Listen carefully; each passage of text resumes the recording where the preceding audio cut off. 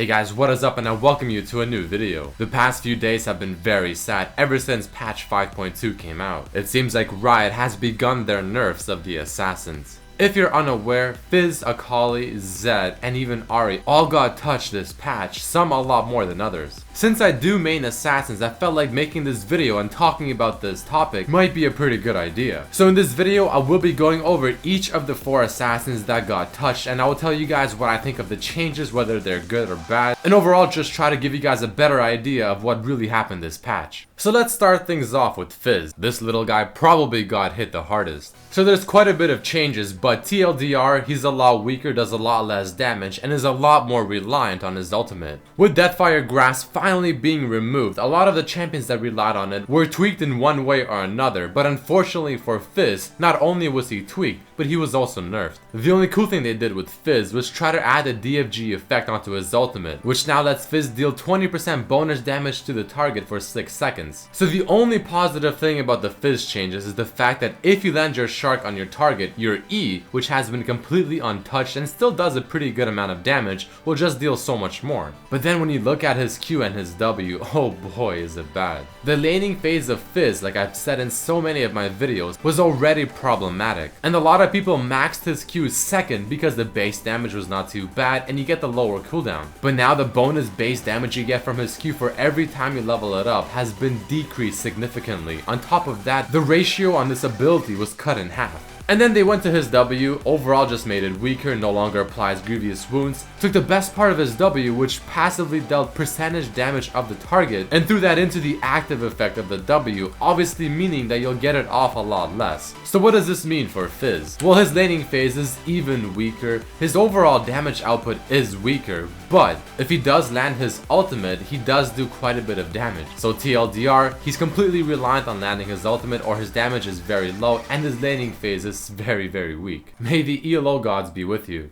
Now let's talk about Akali, and the changes to her are something that I'm personally not very happy with. For those people that are unaware, I used to play Akali religiously. I played her so much that she was honestly my Zed before Zed actually came out. And one of the biggest things with Akali was how you burst down your target. So let me lay it down for you. Normally, what you want to do with Akali is you want to throw your Q on the target, wait for the Q to almost reset the cooldown, you want to ult on the target, you want to auto attack to proc the first Q, throw the second Q that just went off cooldown, and then use your E to proc the Q off of them while also dealing the E damage. This was a very standard combo with Akali, and the cool thing is the fact that you can do it so fast.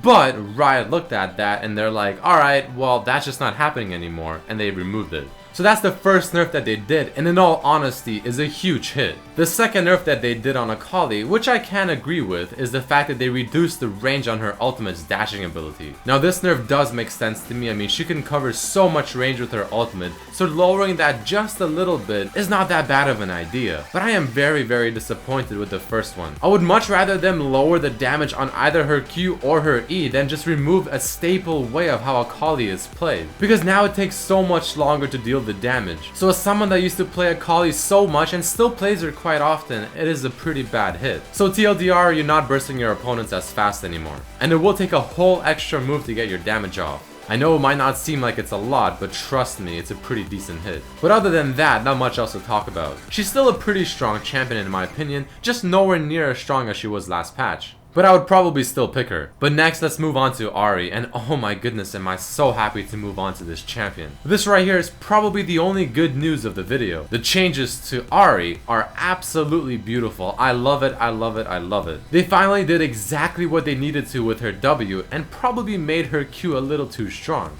I mean, yeah, DFG got removed and they're trying to buff Ahri to try and compensate for that, but since the item is completely gone from the game period, and not only just Ahri cannot use it, giving her these buffs makes her a little too strong. So let's start things off with her Q. Now whenever she uses it, she gets a burst of movement speed, which I think is just the best thing she can ever have. At first I was a little skeptical. I'm like, well, I mean, it's pretty cool, but I just don't really see it being that useful. But after you play her for a bit and you realize just how much this adds to her, the outplay potential is real. On top of that, if you're facing any champion in the mid lane that has a lot of skill shots, I mean, you can throw the Q, you can move side to side so quickly, dodge a lot of spells, and overall just makes her so much more mobile, even though she's already probably the most mobile mage in the game, next to LeBlanc. The second thing, and oh my goodness am I happy about this one, is they finally fixed her Foxfire. I don't know how many of you guys out there are Ahri mains, but have you noticed that before, whenever you use your Foxfire, let's say on minions, and the first ball from the Foxfire of the 3 is able to kill the minion, the other 2 will still fly at that same minion that's already dead, and they just simply go to waste. Well, they finally fixed that, and her W now prioritizes the targets much better. And just to put the cherry on the cake, they even increased the damage on her Foxfire. Overall, this ability just got pimped out. The only bad thing about the Ahri changes is that they did remove the extra 20% damage on her charm, but with just how amazing her Q and her W are, I just simply don't even care. In fact, they can just remove charm altogether and I'm still happy. Okay, no, that was actually a joke, don't do it, please.